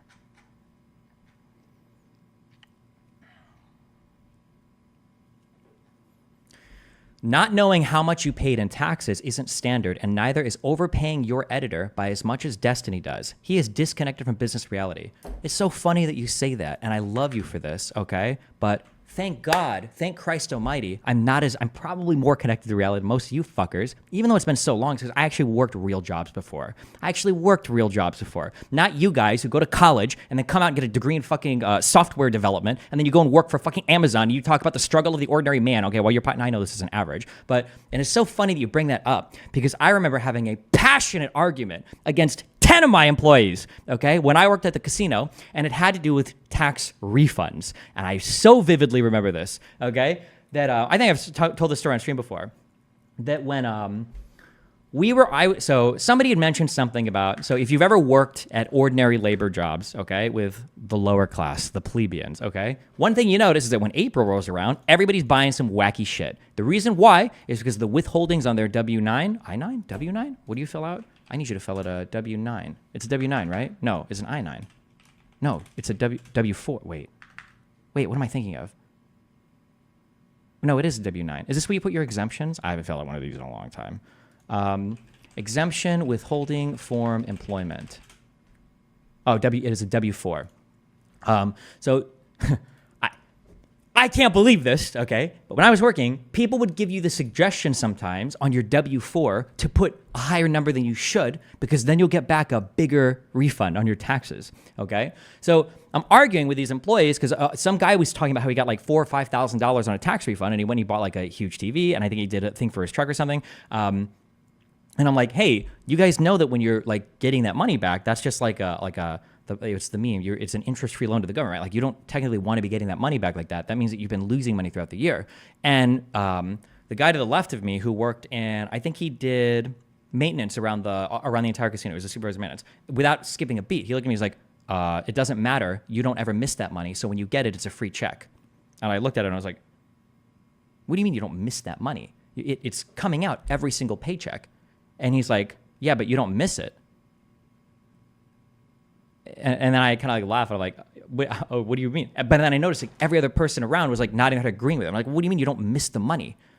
And he's like, you never see that money. It never goes into your bank account at all, just like any other thing that comes out of your check. So you never miss the money. And the fact that you get it back at the end of the year is basically just a big bonus to you. And since you've never had it, you're not missing it. So it's a free check.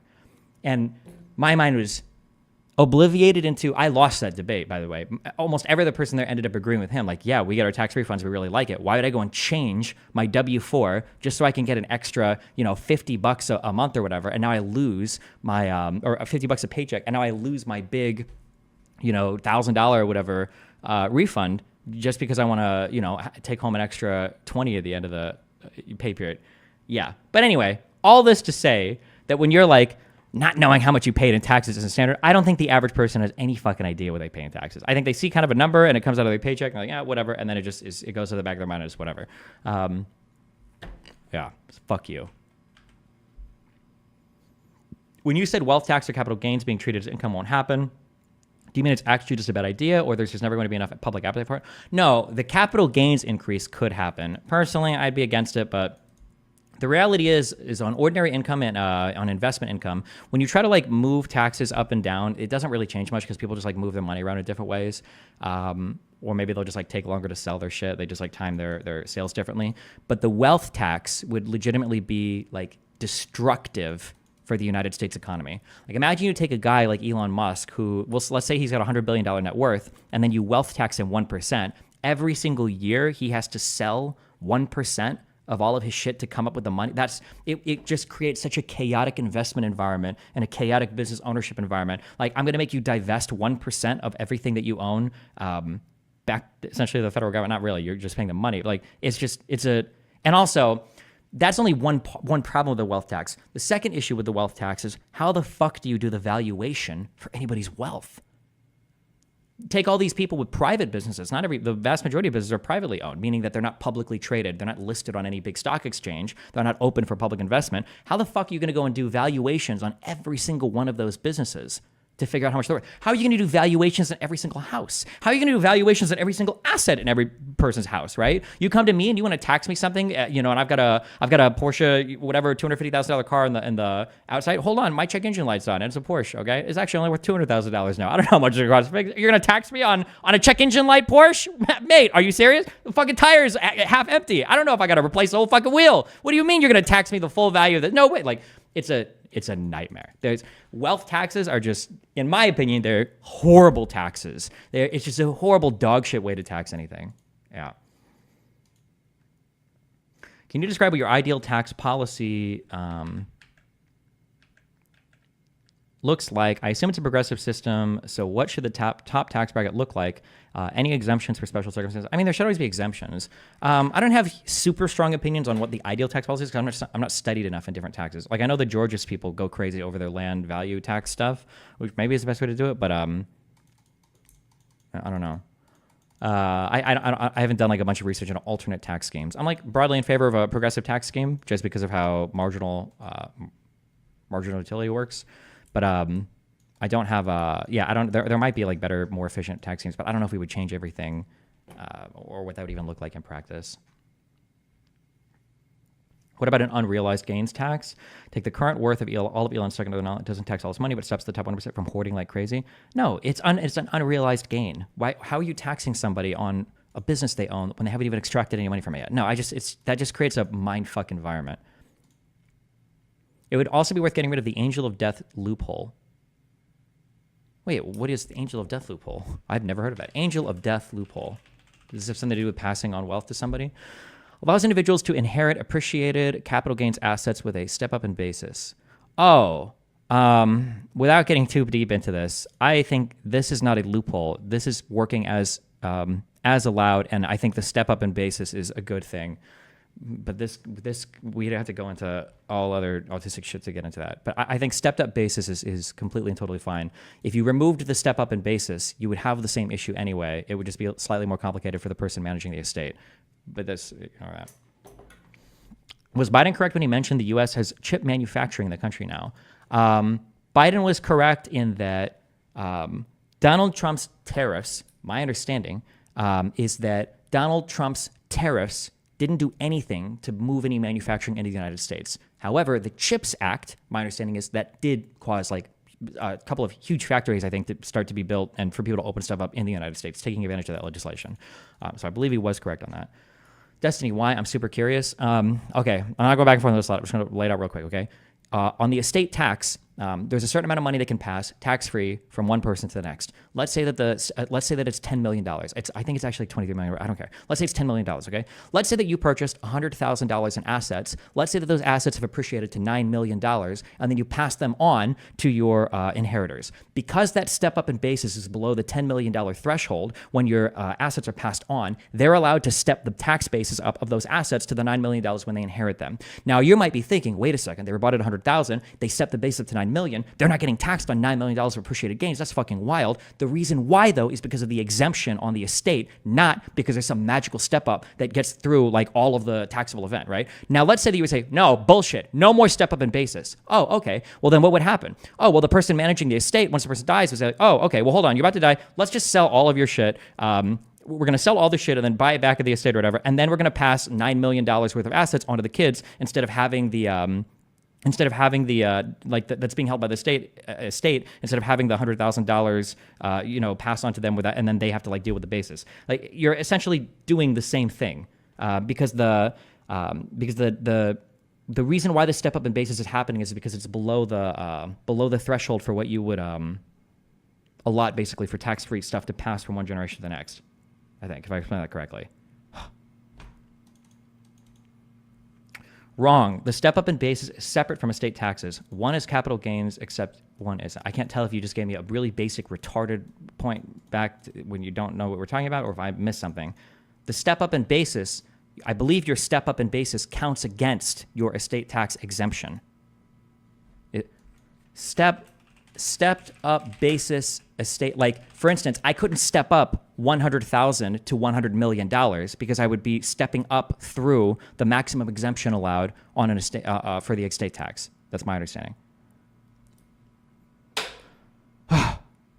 I'm not actually. Wait, I just said I was going to get into this. Go make a subreddit post and look it up. Suck my dick.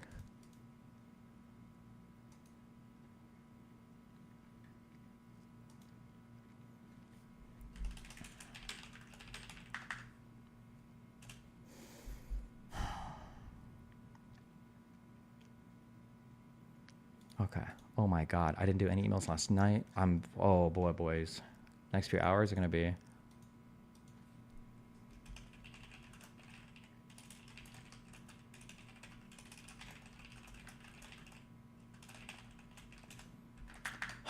Biden could have won the whole debate last night with one comment. He just needs to go. Biden just needs to get nasty. Biden should have been like, Donald, where's Melania? Oof. Oof. Are we doing Chevron now? I have both these cases that I want to read. We haven't done any of them yet.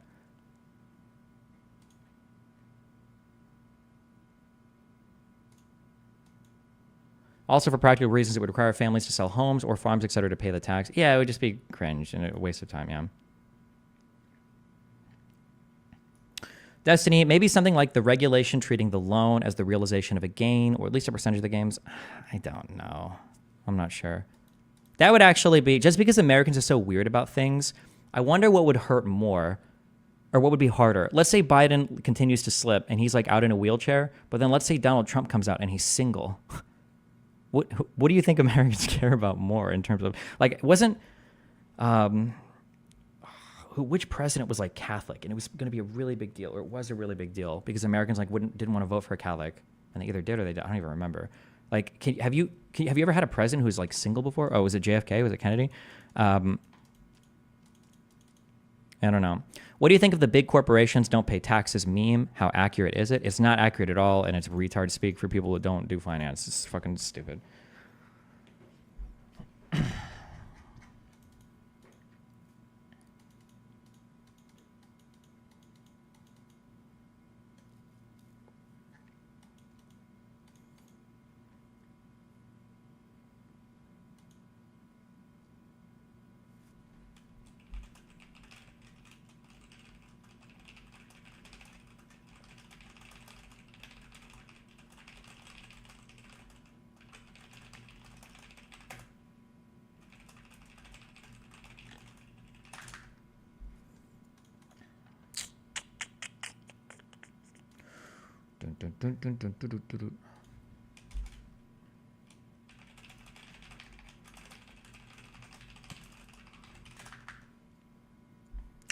Months ago, you didn't know why people felt like the inflation was hurting poor people. Do you still think this? Sorry if this is a straw man of your position.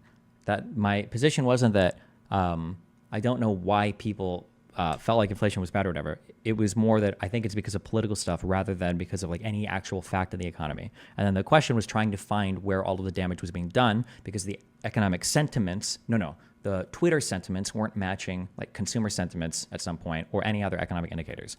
That was the question.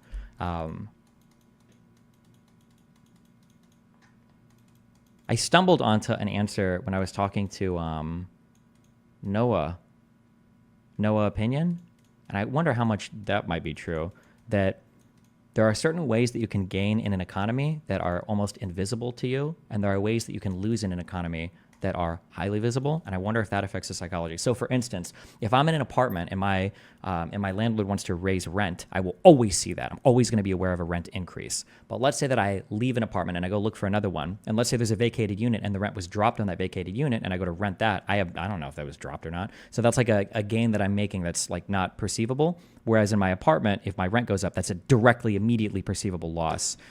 Same thing with like, if I'm not getting my yearly raise or whatever at my job because of whatever performance, that's bullshit. But if I leave and I go get another job, but that new job is like hiring at a greater wage, I might not see that gain as much. But I'm not sure. I don't know.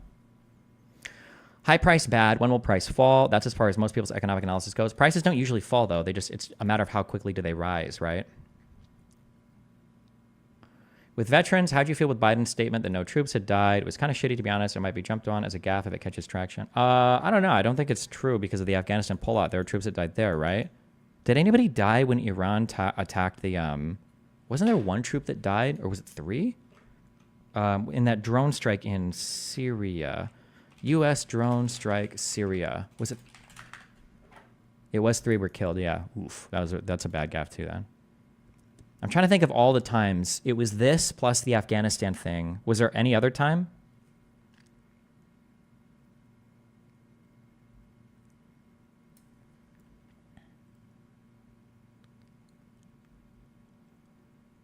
Well, that's my point. Prices never fall, but people think they will. I hear it all the time.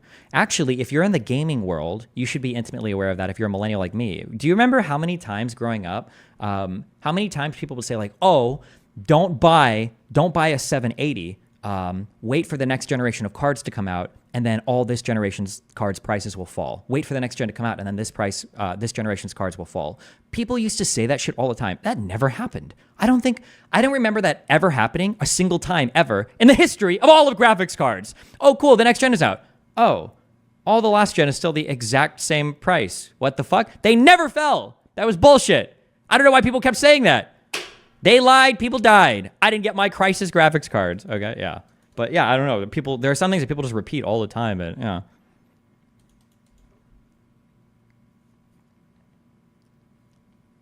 It used to happen. Now the new gen is just more money. I don't know if it ever happened. I remember in Poland, like, following this meme. I think I might have said the same thing in Poland, which would have been 2013. The old cards never come down in cost. Fuck that. That's bullshit. Unless you're getting like, you're buying cards like secondhand or whatever.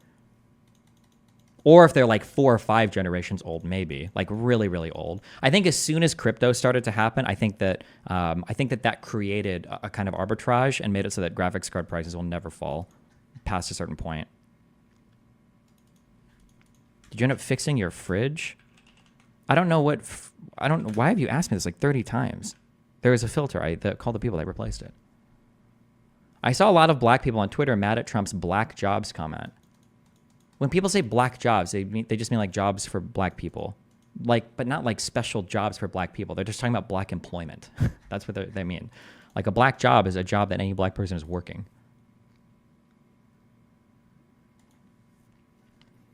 I vividly remember waiting for the 1080 Ti to come out so I could buy my 8800 GTX. The price fell. How old was an 8800 GTX to a 1080 Ti? Isn't there like a 7 or 8 year difference there? Am I crazy? Hold on, I might be insane. 1080 Ti release date, 8800 GTX release date. Wait, when was this? Oh, 2017. I'm sorry. Yeah, hold on. I was even underballing it. There's an 11-year difference in these cards. What are you talking about? Wait, what? I remember the 8800 GTX. I remember kids in high school had these. These were like the big bad boy, the 8800 GTX. Oh. But if you were waiting for a 1080 Ti to come out in 2017 for a 2006 graphics card price to drop, like, unless you're talking about an 880. Wait, do they have an 800 series? Why do I feel like they skipped the 800? They went from 700 to 900. Did they do that? Or am I making that up? The 580 is what I meant. Oh, okay. Maybe for 580, maybe it came down, sure. But again, you're like, if you're like 5 or 6 generations in between, then maybe there's a difference. But, oh, the 800 was laptop only. Gotcha. The black jobs comment meant that black people work menial labor jobs because he thinks that's the jobs blacks work and that's the jobs Latinos will take. I don't think either Donald Trump or Biden think that. No. Are you still holding your NVIDIA? Yeah, I'll hold it for a year because I'm a capital gains cuck.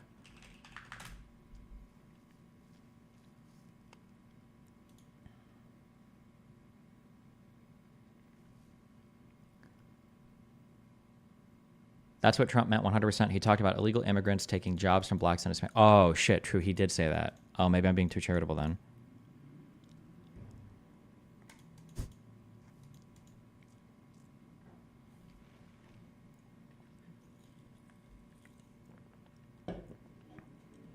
Did you say hi to Harley while he was in the studio? I saw he was streaming like yesterday for 7 hours.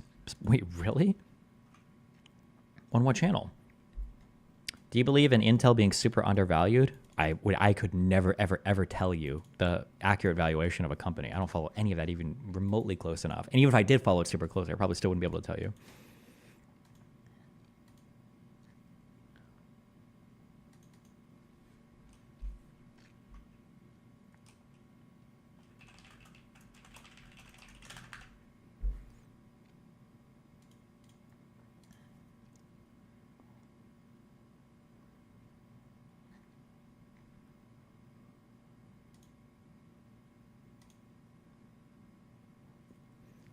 Would you agree that not taxing unrealized gains leads to problematic real income taxation distribution? I don't necessarily think so, but you know, what do I know?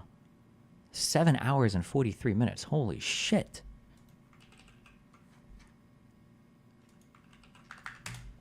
Okay, I'm going to, oh yeah, I knew that. I went to the channel and I'll record, I'll just share it out also. You tweeted it? Or where would I find it? Well, so Epic, they had a bunch of YouTubers in that. It was Everyone's a Soldier one. It was the Super Bowl one. Was that right? Was that it? Isn't he in a jet in it? Damn. Google Play, or you saw like, you know, idea of what should happen to them, but I have no idea what it's like being that guy. Destiny Bennell II. That's me. Okay.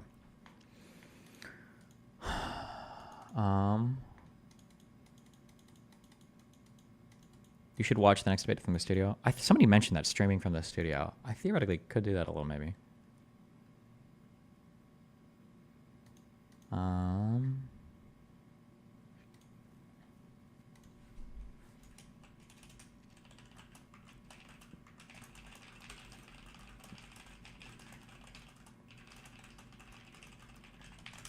you see Ms. Kiv's new hair transplant? Ms. Kiv Twitch. In your understanding, is technical analysis a useless meme? Like looking at charts to determine... No. Anybody that... No. TA is 100% a meme. If TA worked, then every single person that trades, or enough people trading, would just incorporate TA into the current value of any underlying asset, and then you would just... It would be immediately defeated. TA is a meme, okay? It's always a meme. 2 days ago. Here? Will you consider adding GeoGuessr to your daily games? No. I don't even do daily games right now. I just do them every now and then. Although, thanks for reminding me. It's connections time. He said transplants take 6 months to notice anything. Oh, so he just got it. Where did Can he you whisper me? Where did he get it at? I wonder if I would feel differently if I was like, if I had a receding hairline. But I don't know. There are people that I look at, or maybe I romanticize men's hair too much. Or like certain balding patterns. I feel like some of these look good. Even would I say look good? I don't think I'd say it look bad. Like even if his is like coming back here, I don't think or receding a bit. I think it looks fine. And I feel like there are certain bald patterns where I don't know why.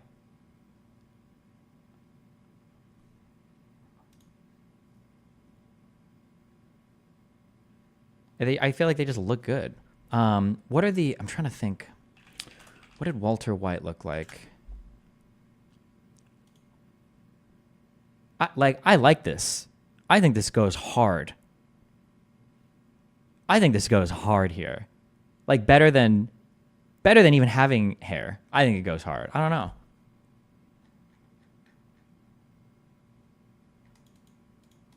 He uploaded the procedure to YouTube. Check his video out.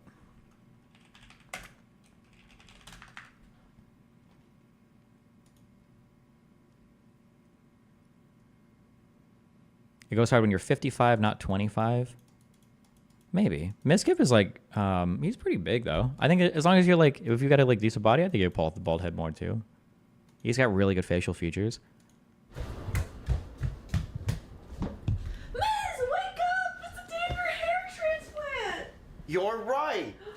Yay! Oh my God, this is like clearly staged and acting. Like the voice delivery is so stiff, and like, why is he wearing like full clothes and his hair's done in bed? Like, I think this is fake, probably. It's the day of the hair transplant, and it's currently 8 o'clock in the morning, and I'm very tired. And I have to eat one meal right before it, so I'm gonna have myself wear a butt for about 1 minute. All right. It's your hand as well. Do I seem calm? Yeah, you seem calm. Cool. All right. After this, You're already beautiful.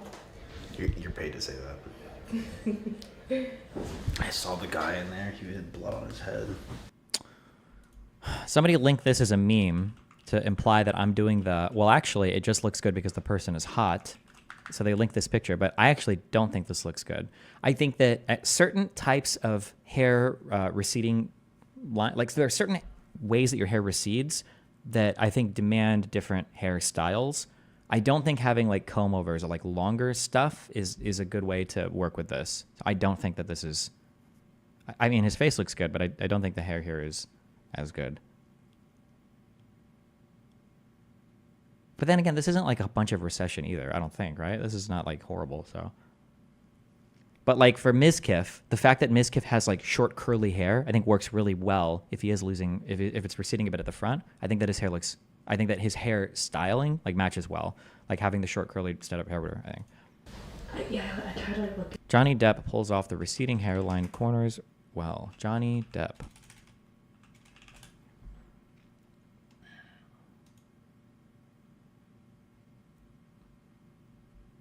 Yeah, I don't even know why.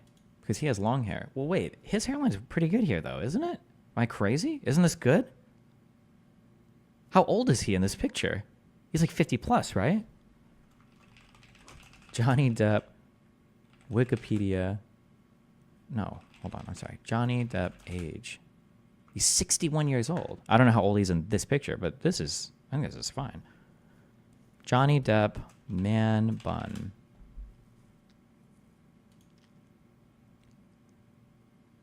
I can't tell if people on the internet, sometimes your guys' perception of shit is fucked, I think. I don't even know if this is like pulled back in the most aggressive way possible for a 61-year-old guy. I think if I had to guess, I would say this is probably a high above average hairline. Yeah, I don't know. I think that's, people saying that this is like balding or whatever, I think this is probably doing better than average.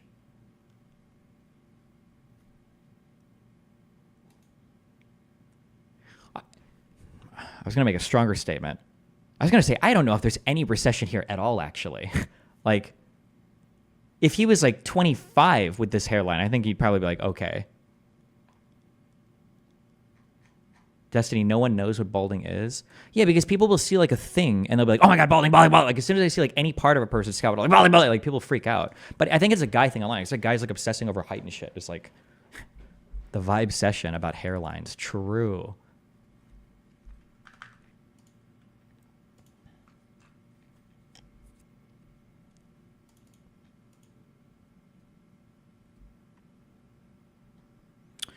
Hey, Destiny, you got large platforms. Say thanks to USA taxpayer for keeping me safe. It's a real Christian thing to do. Greetings from Estonia. Also, your politics are the best reality show ever. Well, hey, listen, you know, we might have Trump next year. In which case, say goodbye, Estonia. We're leaving NATO.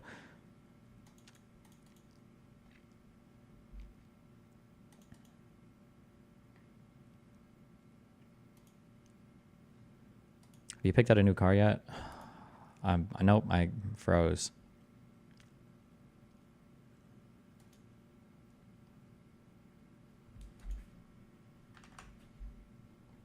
Okay, let's do this real quick. 4 groups of 4. Brief, word, messenger, license, prompt, Slack, signal, clutch, short, drawer. Why is that pronounced drawer? Drawer.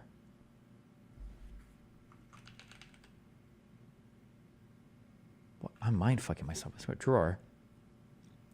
Boxer, freedom, tote, latitude, satchel, and queue. Okay. Well, we've got a signal from somebody. They've given us a queue. Oh, shit. No, hold on.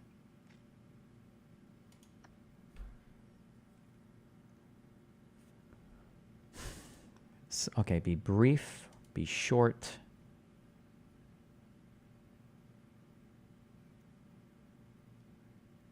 I don't know what a tote is.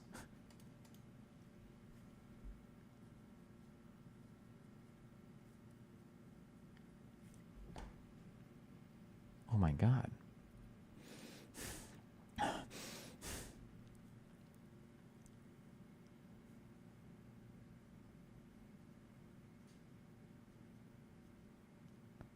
Holy shit, I don't have anything. Messenger, word, brief. Brief and short. Brief and short. Prompt. Be prompt. That just means like on time. Be prompt. Brief and short.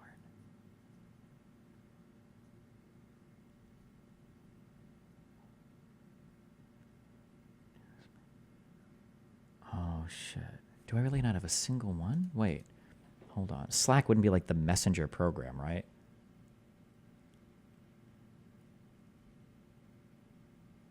Like Slack, and then you've got like there's an app called Signal.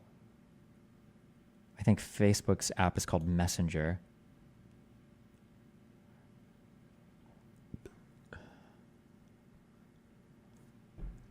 Slack, Signal, and Messenger. Wait, is there another? Is Tote a software, an app for messaging people? If it tells me I'm one off, then it is some messenger service. I just need to know which. No, I'm not even one off. Okay, no. Fuck. Okay. Freedom. Boxer.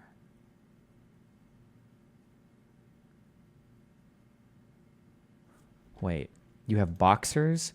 You've got your drawers? I only know this because Tree uses this word all the time. Drawers.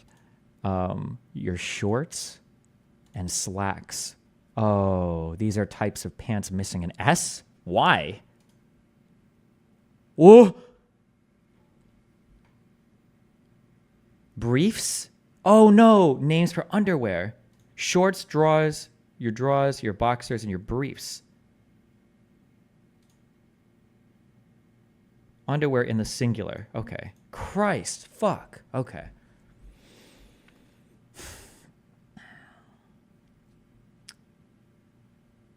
Okay, a tote bag is a type of bag, right? A tote bag, A satchel bag. A clutch bag? Do people call, is there a thing you can hold on to called a clutch? And then a slack?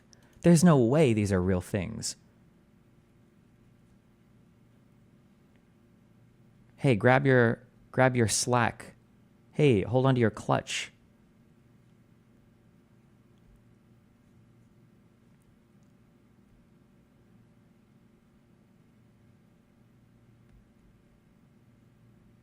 Prompt license messenger word freedom.